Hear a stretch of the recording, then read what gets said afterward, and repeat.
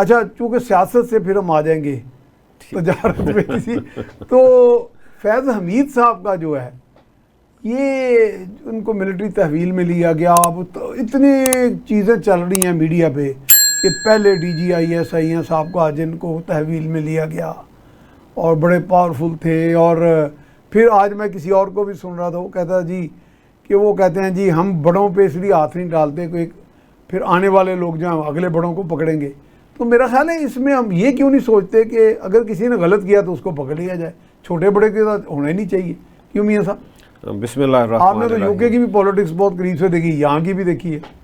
میاں صاحب سب سے پہلی بات تو یہ ہے کہ دیکھیں میں تو سمجھتا ہوں کہ کوئی بھی ہو جی کسی بھی ادارے سے ہو اور کسی عہدے پہ فائز کسی عہدے پہ بھی ہو، جب تک احتساب کا جو ہے نا وہ صحیح طریقے سے نہیں ہوگا احتساب، میں نہیں سمجھتا کہ کبھی بھی ملک کے اندر ہم جو جس طرح کا چاہ رہے ہیں، جو ترقی یا جو منزل حاصل کرنا چاہ رہے ہیں، وہ کبھی بھی نہیں ہم حاصل کر سکتے۔ دیکھیں ان کے اوپر جتنے بھی الزام ہیں وہ ان کا ادارہ کر رہا ہے، اور میرا خیال ہے کہ اس کو تمام جگہ پہ ہر جماعت نے، کسی بھی جماعت نے اس پہ کوئی ایسی بات نہیں کی اور نہ ہی کرنی چاہیے، حتیٰ کہ جو جماعت ان سے منسلک کی جاتی ہے وہ بھی شاید نہیں، وہ بھی ساتھ وہ بھی یہ نہیں کہہ رہے، وہ یہ نہیں کہہ رہے۔ دیکھیں یہ ایک اچھی بات ہے، اور میں سمجھتا ہوں کہ جب آپ اس جگہ پہ اتنے بڑے بڑے عہدوں پہ رہنے والوں پہ ہاتھ ڈالیں گے تو پھر دوسرے لوگوں کو بھی بالکل سمجھ آئے گی کہ کل یہ ہمارے ساتھ بھی ہو سکتا ہے۔ لیکن یہاں پہ ایک بات بہت اہم ہے جو کرنے والی ہے، کیا ایک فیض حمید سے یہ معاملہ حل ہوگا؟ میرا خیال ہے کہ اس کا تسلسل جو ہے نا وہ اگر رہے تو پھر تو معاملہ خراب ہی نہیں، پھر نہیں معاملہ خراب نہیں۔ دیکھیں پتہ ہو نا، جب ہمیں پتہ ہے کہ آپ پاکستان کی ہسٹری جو ہے نا وہ آپ سٹارٹ سے لے لیں، مرزا صاحب سے لے لیں، غلام محمد سے لے لیں، آپ کے اس وقت کے چیف جسٹس سے لے لیں، اس کے بعد آج تک آ جائیں، ہمیشہ ایک دوسرے کو بجائے اس کے کہ آئین کے مطابق ایک دوسرے کی سپورٹ اداروں کو ہو، وہاں پہ اپنی اپنی اجارہ داری اور اپنے اپنے مقصد کے لیے۔ اب دیکھیں کہ ہر دور کے اندر یہاں پہ ڈکٹیٹر کو بھی عدالتوں سے بھی اور پھر اس طرح، ہاں، اور یہ جو بلکہ اختیارات ملتے رہے ہیں۔ دیکھیں پیچھے وہ جو جج پیچھے جو کورٹ میں بھی گئے تھے پی ٹی آئی کے دور پہ، کیا نام تھا ان کا، صدیقی صاحب، جی صدیقی صاحب نے کیا بات کہی تھی، اور بھی بہت سے لوگ ہیں، اور اب سار کیا کہہ رہا ہے بار بار، آپ کے میڈیا کا جو ہے وہ کیا کہہ رہے ہیں، یہ ساری باتیں اگر واقع ہی یہ کام ہوئے ہیں تو کیوں جو ادارہ جو کام کرنا چاہتا ہے وہ اپنا اپنا کام کرے، اپنے اپنے کام میں رہیں، پارلیمنٹ اپنا کام کرے، جوڈیشری اپنا کام کرے۔ یہ لیکن میاں صاحب تشریحات کا بھی تو مسئلہ ہے نا، ہر ادارہ کہتا ہے جی میرے پاس جوڈیشل ریویو ہے جس میں دنیا کی ہر چیز، آپ کی مسکراہٹ تک کا ریویو کر سکتا ہوں۔ جو عسکری ادارے ہیں اگر ان کے کچھ بڑے ہیں جو تالے ازما، سارے تو نہیں ہو سکتے، میاں صاحب میرا خیال ہے وہ سمجھتے ہیں جی ہم ملک سیکورٹی کا شکار ہو رہا ہے، ہماری جگہ میں اس میں آپ سے میری ہمیشہ یہ بات اور ہر جگہ پہ میں کرتا ہوں کہ اس میں کمزوری ہماری ہے۔ میں سمجھتا ہوں یہ سیاستدانوں کی کمزوری ہے۔ اگر وہ سیاستدان اس پہ اپنا پورا سٹینڈ لیں، وہاں پہ پارلیمنٹ تگڑی ہو، پارلیمنٹ کے اندر ایک دوسرے کے ساتھ، وہ چاہے اپوزیشن ہو چاہے وہ جتنے بھی اختلافات ہوں، نیشنل ایجنڈے پہ اکٹھے ہوں، اگر وہ ایک جگہ پہ ہر ادارے کو جب آئین وہاں سے بن کے آ رہا ہے تو ٹھیک ہے، یہ تشریح تو کر سکتے ہیں، اس کو ری رائٹ تو نہیں کر سکتے، لیکن ابھی ہو رہا ہے نا، اب تو ری رائٹ بھی ہو رہا ہے، اور یہ ابھی نہیں، ہمیشہ یہ بات ہوتی ہے، اور بہت عرصے سے ہوا ہے۔ ہر ادارہ جو ہے نا اپنا جو ہے نا ایک اوور سٹیپ کر رہا ہے، اپنی اتھارٹی کو اوور سٹیپ کر رہا ہے، اور وہ دوسرے کو نیچے لانے کے لیے یہ سارے کام چل رہے ہیں، اور یہ ہر جگہ پہ ہو رہا ہے۔ جب تک پارلیمنٹ جو جیسے سپریم کہا جاتا ہے، میں سمجھتا ہوں کہ اس کے اندر تگڑے لوگ نہیں آتے اور آپس میں مل کے وہ نہیں بیٹھتے، ایک دوسرے کے رائٹس کے لیے وہ بات نہیں کرتے، بلکہ انہوں نے ایک دوسرے کے پاکستان کے رائٹ کے لیے، میں سمجھتا ہوں کہ عوام کے لیے اگر وہ بات نہیں کرتے تو یہ معاملہ تو اپنی ڈیوٹی کر ہی نہیں رہے، ایسے نہیں، وہ اس لیے نہیں رہے کہ اگر ہم دیکھیں بڑی بات ہوتی ہے۔ لیکن میاں صاحب آپ بھی ماشاءاللہ ایک سیاستدان ہیں بڑے سین، ایسی کیا کمی ہے ہمارے سیاستدانوں میں کہ سیلف پرپیچویشن پہ سارا زور لگا دیتے ہیں؟ بعض کا تو ہوتا ہے نا، مثلا اب آپ ایک سیاستدان ہیں، پرو ایکٹیو ہیں، اب آپ کے ذہن میں آیا کہ جی اللہ نے ہر چیز دے دی، اب تھوڑی سی خدمت کر لی جائے عوام کی، یہ جذبہ کیوں نہیں پیدا ہوتا؟ سر یہ جذبہ ہمیشہ سے میں ایک بات کہتا آیا ہوں کہ جب تک آپ کمی ان کو کس چیز کی؟ زیادہ تر لوگ ٹھیک ہی وہ گراس روٹ لیول سے لوگ نہیں آئیں گے جب تک عوامی حقیقی نمائندے نہیں آئیں گے، حقیقی نمائندے نہیں جب تک وہ جہاں سے لوگوں نے آنا ہے کالج یونیورسٹی سے ایک خاص پروسیس سے وہ نہیں آئیں گے. یہ آپ پہلے بھی بات آپ نے بہت عمدہ بات ہمیشہ یہ بات کرتا ہوں آپ ڈسکنیکٹ ہیں، یعنی عوام کے ساتھ ڈسکنیکٹ ہیں. یہ لوگ کاروباری لوگ آپ نے جو لے آئے ہیں، جب یہ لوگ آئیں گے تو ان کا تو مقصد ان کے مفاد ہی اور ان کا مفاد اور ہے. یہ کاروبار کر رہے ہیں، یہ کاروبار یہ پیسے لگاتے ہیں اسی طرح کماتے ہیں. اور پھر دوسری بات یہ ہے کہ انہی اداروں کے یہ بالکل ان کے سامنے ان کی تمام کرپشن ان کی باتیں اور یہ آپس میں جو ان کا کنیکشن ہے وہ کرپشن کا ہے، اور اسی وجہ سے ایک دوسرے پہ کوئی بندہ بھی بات کرنے کو تیار نہیں ہوتا. چلیں ہم بات کرتے ہیں کہ محسن صاحب ماشاءاللہ آپ جب بھی آتے ہیں مجھے حوصلہ ہو جاتا ہے، کیونکہ لوگ جو گوسپ چل رہی ہوتی ہے، سی پیک فیل ہو گیا، ایس آئی ایف سی فیل ہو گئی، نوجوان مایوس ہو گئے، باہر چلے گئے.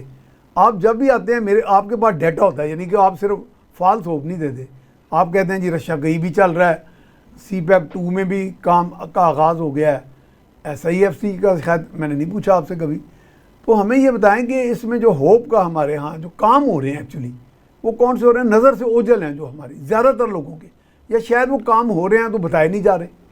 لائک سی پیک پہ آ جائیں یا باقی چیزوں آپ کو جس یا یوتھ امپاورمنٹ جو پاور جو ایک تو جو پروونس لیول پہ کام ہو رہے ہیں نا، میں آپ سے وہ شیئر کر لیتا ہوں. آج صبح بھی میں گلگت بلتستان کے ساتھ زوم کانفرنس پہ تھا. وہاں پہ مکپنداس ہم اسپیشل اکنامک زون بنا رہے ہیں. گلگت بلتستان ایک تو وہاں رشا کئی کا وہ کسی اور جگہ وہ کے پی میں ہے. اچھا وہ کہاں پہ، اس کا کیا نام ہے جو یہاں بنا رہے ہیں؟ مکپنداس. اچھا مکپنداس ہے، اور مناور کے نام کا انڈسٹریل اسٹیٹ بن رہا ہے. بلوچستان میں 2 میں نے اسپیشل اکنامک زون بنائے ہیں. ایک بوستان جس کے اندر ماشاءاللہ کوئی 100 سے زیادہ فیکٹریاں کام کرنا شروع ہو گئی ہیں. اور دوسرا ہب ہے، وہاں پہ تھوڑا سا بجلی کا مسئلہ ہے کراچی الیکٹرک کی طرف سے، لیکن جیسے ہی وہ آئے گا تو ہب والے تو کراچی والے تو بالکل تیار بیٹھے ہیں فیکٹریاں لگانے کے لیے. تو اپنی جنریشن نہیں تھی پہلے؟ نہیں، ہب خود جنریشن نہیں کر رہا، فیکٹری والے جنریشن کرتے ہیں وہاں پہ. آپ ہب پاور کمپنی کی بات کر رہے ہیں جو 3000 میگا واٹ ہم سے تھوڑا سا دور ہے، لیکن وہ جاتا ہے فیڈرل گورنمنٹ کے نیٹ ورک کے اندر. ہم ان سے ڈائریکٹ نہیں لے سکتے کیونکہ پروونس کے اوپر ہم کراچی الیکٹرک سے بجلی لیتے ہیں وہاں پہ ہب کے اندر، لیکن کچھ فیکٹری والوں نے گیس پاورڈ ٹربائنس لگائے ہوئے ہیں. اچھا ہوتا یہ ہے کہ آپ نے ہر صوبہ اور ملک بھی آپ کو چاہیے کہ انڈسٹریل اسٹیٹس جو ہے نا، انڈسٹریلائزیشن آپ کی ڈرائیو ہے. چاہے آپ تھائی لینڈ، ملیشیا، سنگاپور اور یہ سعودی عربیہ، مڈل ایسٹ جس کو بھی دیکھ لینا، ہر ملک انڈسٹریلائزیشن سے اٹھا ہے. اچھا انڈسٹریلائزیشن کو پیچھے سے جو لوگ ڈرائیو کرتے ہیں وہ ہوتی ہے ٹرینڈ مین پاور. اچھا ٹرینڈ مین پاور ہر لیول کی ہوتی ہے. پی ایچ ڈیز بھی ہمیں چاہیے، ماسٹرز کے ایکسپرٹس بھی چاہیے، بی ایس سی گریجویٹس بھی چاہیے، اور اس کے نیچے جو 80% پاپولیشن ہے نا ہماری، جو کہ میٹرک کے اندر اتنے نمبر نہیں لے سکتی، ان کو ہم نے اسکل سکھانی ہے. اچھا اب اسکل پہ کام ہو رہا ہے، اسکل پہ کافی کام ہو رہا ہے. ٹیفٹا پنجاب ساری ٹیفٹاز کام کر رہی ہیں. میں ٹیفٹا رہا ہوں، اور پنجاب ووکیشنل ٹریننگ کاؤنسل بھی کام کر رہا ہے. یہ جو ایک کام ہے نا، اس کے اوپر جو ہمارا جو ایک بیسک کانسیپٹ ہے کہ 80% بچوں کو ہم نے ہینڈز آن کام سکھانا ہے. ان کو ہم نے 3 سال کے ڈپلومہ نہیں دینے، ہم ان کو ہینڈز آن کام سکھائیں. موٹر سائیکل ٹھیک کرنا سکھائیں، ٹریکٹر پرزر ٹھیک کرنا سکھائیں، ٹیوب ویل چلانا سکھائیں. ان کو ہم آرٹیفیشیل انٹیلیجنس سکھائیں، آئی ٹی سکھائیں، کمپیوٹر کا استعمال سکھائیں، تاکہ وہ کنیکٹ ہوں ساری دنیا کے ساتھ. جدید سکل سکھائے جا رہے ہیں، سکھا رہے ہیں، جدید ہیں، ہر پروونس میں سکھائے جا رہے ہیں. ٹھیک ہے. اور یہی سکل والے جو بچے ہیں، یہ اگر ہم اپنی لوکل انڈسٹریلائزیشن کرتے جائیں گے تو یہ ان کو یہاں پہ جابز ملتے جائیں گے. دیکھیں حکومت سب کو جاب نہیں دے سکتی، حکومت تو پرائیویٹ سیکٹر جاب دے سکتا ہے. تو پرائیویٹ سیکٹر کو آپ نے سپورٹ کرنا ہے. اس وقت ہمیں پرائیویٹ سیکٹر کو سپورٹ کرنے کے لیے بجلی کے نرخ کم کرنے ہیں. ہمیں 70 روپے سے بجلی لانی ہے 30 روپے کی. اچھا آپ کے پاس بڑا وہ ایک جادوئی فارمولہ ہے، لیکن وہ قابل عمل ہے ویسے. بالکل قابل عمل ہے، وہ تھوڑا سا بتائیں. میں کہتا ہوں کہ بجلی کا ریٹ کم کرنے کا سیلز ٹیکس اور انکم ٹیکس کو ہولڈ کر لیں تھوڑے دنوں کے لیے، اور آپ بیٹھ جائیں. یہ جو آپ تجویز دے رہے ہیں کہ ختم نہ کریں، ہولڈ کریں, کچھ دنوں کے لیے ہولڈ کریں. اچھا اس کے بعد جو آپ کی پاور جنریشن ہے, آپ نے ہائیڈرو پاور جنریشن میکسیمم استعمال کرنی ہے, آپ نے پاکستانی کوئلہ استعمال کرنا ہے جس میں تھرکول ہے, جس میں سندھ کا کوئلہ ہے, بلوچستان کا کوئلہ ہے, کے پی کا کوئلہ ہے. جب آپ یہ پاور جنریشن کوئلے سے کرتے ہیں لیٹسٹ ٹیکنالوجی سے, اس کو ہم فلوئڈائزڈ بیڈ ٹیکنالوجی کہتے ہیں, وہ انوائرمنٹ بھی خراب نہیں کرتی. تو جب ہماری یہ اس وقت جو کیپیسٹیز ہیں, اس وقت جو آج کی ریکوائرمنٹ ہے, مثلاً اس وقت گرمیوں کے اندر ہمیں 25 سے 30 ہزار میگا واٹ چاہیے, تو ہمیں جو کام کرنے ہیں نا, ایک تو بجلی کا ریٹ کم کرنا ہے تاکہ انڈسٹری فل فلیج چلے, اور اگر انڈسٹری فل فلیج چلے گی, اتنا کاروبار ہوگا, اتنی امپلائمنٹ ہوگی, کوئی باہر نہیں جائے گا. دوسرا کام یہ ہے کہ آپ نے ٹرانسمیشن لائنز لگانی ہیں. اس وجہ جب تک میں بورڈ کے اوپر تھا ہم نے 20,000 میگا واٹ تک ہم آ گئے تھے. اچھا, ان این ٹی ڈی سی کو چاہیے کہ ہر 3 سال کے بعد 5,000 میگا واٹ لگاتی جائے, تاکہ یہ جتنے ہمارے پاور وہ ڈسٹریبیوشن کمپنیز کے ساتھ کنیکٹ ہو جائیں, اور ہر وقت ہماری جو 45,000 میگا واٹ ہے اس میں سے 40,000 میگا واٹ ڈیلیور ہونی چاہیے. جب یہ ڈیلیور ہو جاتی ہے تو اس کا جو اس کی جو ہم کہتے ہیں نا کیپیسٹی پیمنٹ ہے, وہ کیپیسٹی پیمنٹ بھی اس کی نیچے آ جاتی ہے, پر یونٹ کاسٹ بھی نیچے آ جاتی ہے. جی محسن صاحب, وہ جب ہم بات کر رہے تھے ابھی بیوروکریسی میں, بعض کا جو بیوروکریٹک پیٹرن اسٹڈی کیا, میں چونکہ خود بھی ایکس بیوروکریٹ رہا ہوں, تو یہ عام طور پہ مقابلے کا امتحان دے کے آنا اور ایک پورا پروسیس میں سے گزرنا, اعلیٰ تربیت ہوتی ہے مقامی سطح پہ بھی, انٹرنیشنل سطح پہ بھی. آپ بھی جن مناصب پہ فائز رہے وہ بھی بیوروکریٹک بلکہ اس سے بھی اعلیٰ منصب تھے. تو میرا خیال ہے کہ اگر اس میں ہم جرأت رندانہ اپنے میں پیدا کریں تو ایسی بھی کوئی آپ کے اوپر کسی مجبوری نہیں ہوتی کہ آپ ہر بات اندھے منہ کرتے جائیں جو بھی اوپر سے حکم آئے. لیکن جیسے میاں میرا خیال ہے کہ یہاں پہ ہم تھوڑی سی پولیٹیسائزیشن ختم کریں. ہاں, اور جب آپ ان کو میرٹ پہ ادروائز یہ تو بہت خوبصورت سٹرکچر ہے. اس کو تو 22 گریڈ کے جو بیوروکریٹس ہیں نا, ماشاءاللہ ان کے پاس اتنا ایکسپیرینس ہوتا ہے کہ اڑتی چڑیا کے پر گن لیتے ہیں. آپ ان سے آدھی بات کریں وہ ایسے بات پکڑتے ہیں. ٹھیک ہے, اب ان کے نیچے ایک پوری ٹیم بیٹھی ہے, ٹھیک ہے, ایڈیشنل سیکریٹری, جوائنٹ سیکریٹری, سارے بیٹھے ہوئے ہیں. جب اوپر سے ان کو ایگریمنٹ ہوگا کہ جی یہ کام صحیح ہے, اس کو کرنا ہے, وہ کریں گے. لیکن جب مینیپولیشن شروع کرتے ہیں نا, چاہے اس مینیپولیشن کے اندر پالیٹیشنز ہوں اور بھی کوئی بھی ہو نا, مینیپولیشن جو ہوتی ہے نا وہ خراب کرتی ہے, وہ ڈیمیجنگ ہے. میرٹ اب ہمیں نا میرٹ ہماری مجبوری بن گئی ہے. جیسے مطلب فوج کا ادارہ ہے, میرٹ پہ چلتا ہے, آپ کو اب ہر ادارے کو ٹوٹل میرٹ پہ لے کے جانا پڑے گا, انٹرفیرنس بند کرنی پڑے گی. جب آپ یہ کرنا شروع کریں گے, لیکن سول سروسز میرا خیال ہے مجموعی طور پہ 80-90% تو میرٹ پہ ہی چل رہی ہے. سر میرٹ پہ تقریباً, لیکن پولیٹیسائزیشن ہے, وہ ہمیں اس کو ایک سسٹمیٹک طریقے سے انہی کو خود ختم کرنے دیں. وہ اپنے آپ کو بہت بہتر طریقے سے خود کنٹرول کر سکتے ہیں اور اس چیز کو وہ بند کرا سکتے ہیں. یہ کرنے کے بعد جب لوگوں کے جو ویسے ہمیں چاہیے کہ حکومت کی انٹرفیرنس کم سے کم کریں. زیادہ تر کام بزنس جو ہے پرائیویٹ سیکٹر کے ساتھ کریں. جو ادارے لاسز چل رہے ہیں, لاس میکنگ جو اسٹیٹ انٹرپرائز ہے, ان کو پرائیویٹائز کریں اور کام سارا ہینڈ اوور کریں پرائیویٹ سیکٹر کو, اور پرائیویٹ سیکٹر کے بھی مانیٹرنگ سسٹم بنائیں. پرائیویٹ سیکٹر کو بھی آپ نے پدر و مادر آزاد نہیں چڑھنا. ایس سی سی پی ہے, کمپٹیشن کمیشن آف پاکستان ہے, اسٹیٹ بینک ہے, سارے اپنے رولز اینڈ ریگولیشنز کو ان کے پاس مینڈیٹ تو ہے. بالکل ہے. اگر آپ سارے جیسے جب آپ موٹر وے پہ چلتے ہیں سارے لوگ قانون فالو کرتے ہیں, آپ نہ کریں آپ کا ایکسیڈنٹ ہوتا ہے. ٹھیک ہے نا سر, آپ نہ کریں آپ کا چلان ہوتا ہے. سو اس طریقے سے اگر ہم اپنے سسٹم کو کریں تو ہماری مجبوری ہے کہ ہم اپنے سسٹم کو ٹھیک چلائیں گے تو چلے گا. اچھا, یہ چونکہ آپ you are an authority on this subject, hydel power کہتے ہیں یہ بہت سستی ہے, ویسے تو سولر بھی سستی ہے, اس طرح وہ نیوکلیر کا بھی کہتے ہیں. تو کالا باغ کے بارے میں اکثر کہا جاتا تھا کہ جی یہ بہت فیزیبل پروجیکٹ ہے.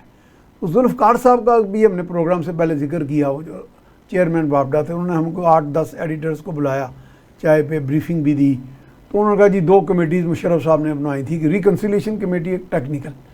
تو ریکنسیلیشن کمیٹی میں میمن صاحب تھے, اس وقت منسٹر تھے جو.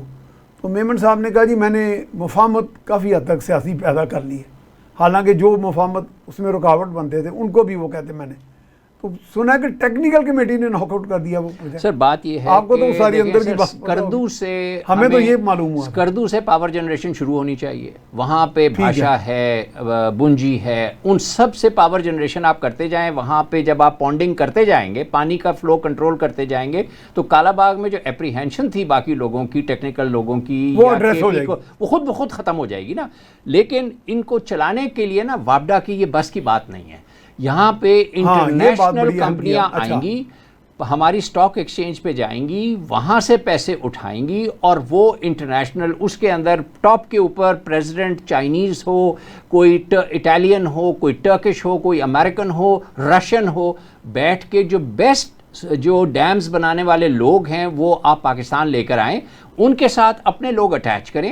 Over a period of 3 years 5 years 7 years آپ کے لوکل بندے ٹرین ہوتے جائیں گے. 10 سال کے بعد آپ اپنے ڈیم خود بناتے چلے جائیں گے. تو یہ ایک پروسیس ہے.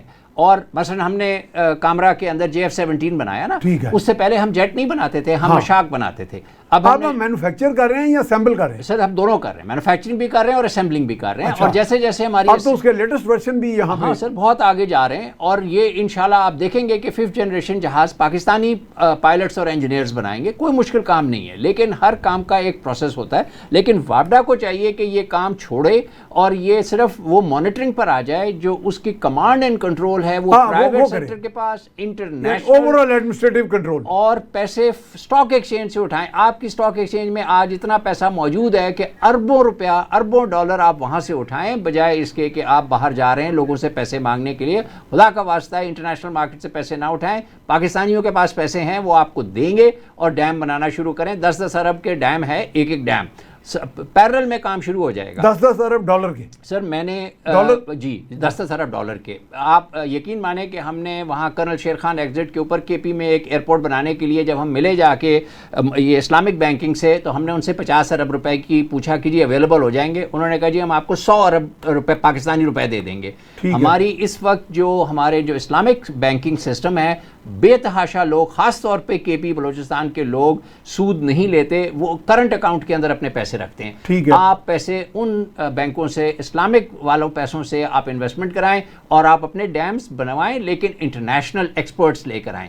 یہ جو کام ہم نہیں کر سکتے، مان لینا چاہیے کہ وہ کام ہم نہیں کر سکتے. لیکن یہ بتائیں کہ اس کا مطلب آپ وہ سلوشن دے رہے ہیں کہ جی یہ بجائے آپ فورن ڈائریکٹ انویسٹمنٹ کے چکر میں پڑیں، آپ کے پاس اپنا پیسہ، انڈیجنس ریسورسز موجود ہیں، سر پیسہ ہے، انہی کو موبلائز کریں. لیکن اس وقت پرابلم ہے مینجمنٹ کی. آپ نے نیلم جیلم دیکھا، مس مینجمنٹ کا شکار ہے. چھوٹا سا پروجیکٹ تھا، اس کے جو 5 سال میں بننا تھا وہ 15 سال میں بنا، جس کے اوپر $400 ملین خرچ ہونے تھے، وہاں پہ $2 ارب خرچ ہوئے. تو یہ کام واپڈا کو چھوڑ دینا چاہیے. وہ پیچھے بیٹھے کسٹمر بن جائے، لیکن جو گاڑی چلانے کا کام ہے انٹرنیشنل ایکسپرٹس کو کرنے دیں. اور اب یہ محسن صاحب سننے میں آیا کہ سکی، اچھی خبر تو آئی، سکی کناری بھی اس نے آغاز کر دیا. 221 میگا واٹ تو گریڈ میں شاید شامل ہو گئے ہیں. 880 میگا واٹ، جی 880 میگا واٹ کا. میں آپ کو چھوٹی سی بات بتاؤں، جب ہمارا بورڈ آیا اور دوسری اچھی خبر آئی تھی، وہ بھی آپ ذرا تصدیق کر 2013 میں چائنا نے اگری کر لیا کہ آپ لوکل کول سے ہمارے 3 پلانٹس چلا لیں. 2013 کے اندر جب ہم وہاں پہ بورڈ پہ آئے تو سوکھی کناری کے پروجیکٹ کو 3 سال ہو گئے تھے واپڈا اور NTDC کے درمیان دھکے کھاتے ہوئے. ہمارے بورڈ نے ود ان 5 اور 6 منتھ سوکھی کناری کی پرمیشن نکالی.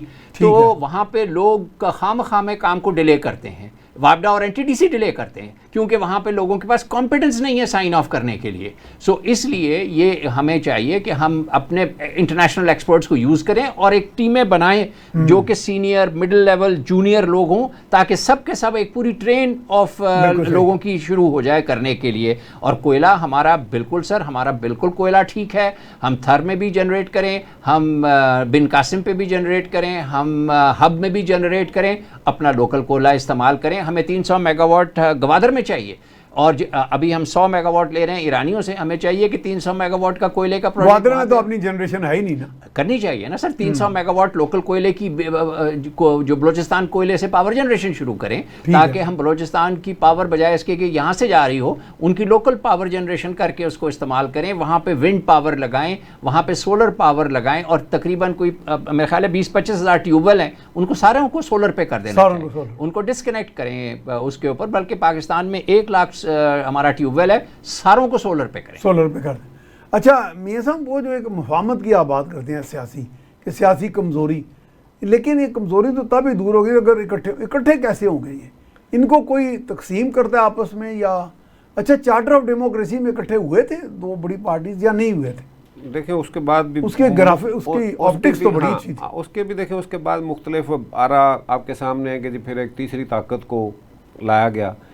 میں سمجھتا ہوں کہ اس وقت دیکھیں میں بالکل تیسری سیاسی طاقت سے تو مطلب کچھ اور ہو جاتا ہے. اچھا اب میرا خیال ہے کہ اس وقت سب سے بڑی ذمہ داری میں اسی پہ ڈالتا ہوں، تیسری سیاسی طاقت پہ، کہ آج وہ بہت ان سے بڑی امیدیں تھی ویسے. نہیں آج دیکھیں میں سمجھتا ہوں کہ پاکستان کے لیے اگر اب وقت ہے آج، اور اس کے بعد میاں نواز شریف، یہ دو لوگ اگر آج انہوں نے اپنی ذمہ داری قبول نہ کی تو میں سمجھتا ہوں کہ تاریخ میں یہ بالکل جیسے اور بھی بہت سے لوگ مجرم کی شکل، یہ بہت بڑے مجرم ہوں گے. آج کے حالات کے اندر میں سمجھتا ہوں کہ ان کو آپس میں مل بیٹھنا چاہیے. یعنی یہ جو اپنی انائیں ہیں، ضدیں ہیں، یہ ختم کرنی اپنی انائیں چھوڑ کے، اور یہ پاپولیرٹی اور باقی چیزیں، یہ دیکھیں ملک ہے تو پھر سارا کچھ چلتا رہے گا، یہ مقابلے سب کچھ ہوگا. اور دوسرا میاں صاحب، اگر کوئی فیض حمید آپ کے کان میں آ کے بات کر ہی دیتا ہے تیسری سیاسی قوت کے یا نواز شریف کے، تو یہ اتنے بھولے تو نہیں ہے کہ جو بات وہ کہہ دیتا مان لیتے ہیں اصل میں،